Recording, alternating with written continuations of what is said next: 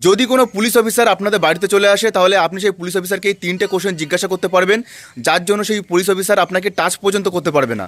সবার প্রথমে সেগুলো হলো যে সেই পুলিশ অফিসারের নাম, কোন থানা থেকে এসেছে এবং কী কারণের জন্য আপনাকে অ্যারেস্ট করা হচ্ছে, মানে আপনার দোষ কী।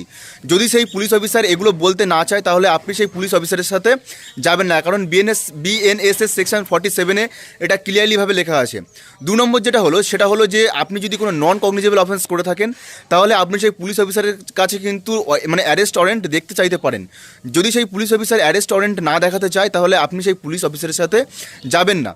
নাম্বার 3 সেটা হলো যে পুলিশ যদি আপনাকে জোর করে গাড়িতে তুলে কোথাও নিয়ে যায়, মানে ফোর্সফুলিভাবে, আর সেটা যদি বেলেবল অফেন্স হয় তাহলে কিন্তু আপনি থানা থেকে একটা সিকিউরিটি দিয়ে আপনি বেল পেয়ে যাবেন।